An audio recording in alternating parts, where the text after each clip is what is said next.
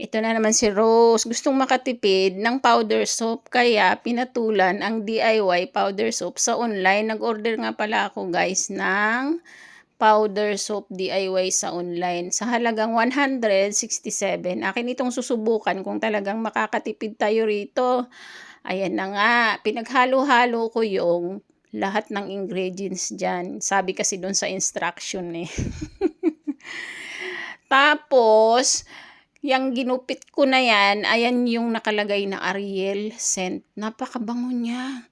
Nung binuksan ko talagang ang bango. Ayan, hinalo ko ng hinalo. Dahil sabi dun sa instruction, kailangan haluing mabuti. Kailangan walang buo-buo. Ayan, piniga-piga ko siya. Talagang sinuyod-suyod ko yung mga buo-buo at piniga ko para mahalo siya. Sa panahon na yan guys, amoy na. Sobrang bango niya. Sabi ko, aba, parang totoo to ah. At ayan na nga, matatapos na ako at akin na yang isasalin dun sa plastic ko ng 1/4 kilo. Ayan siya guys, ay lagayan dati ng sugar. Kaya alam ko siya na 1/4 ang puno. Tansya-tansya lang ba? Ayan na siya. O, 1/4 yan. Nilagyan ko na lang siya ng label na powder soap. Ayan nga, tuloy-tuloy ko na siyang niripak. Sabi ni Angel sa akin, Mami, bilisan mo. O sige kako, time-lapse na.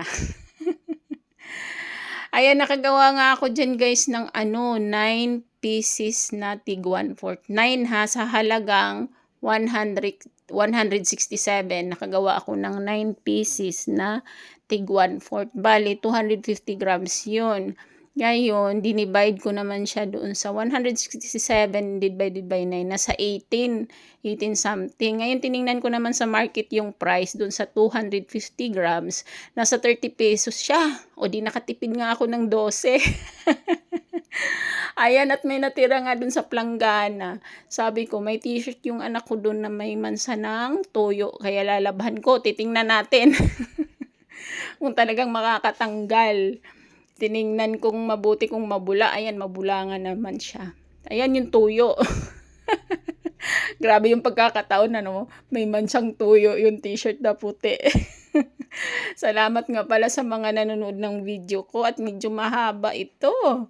Nakakaipon ako ng sintabo. Ayan, kinusot-kusot ko siya. Aba, natanggal siya, oh.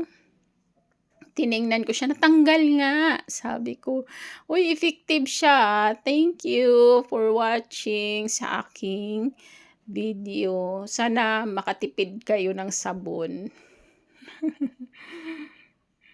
Ayan, nilagyan ko siya tubig. Dahil sabi ko, titingnan natin kung bubula pa. Ayun, bumula siya, oh, mabula siya.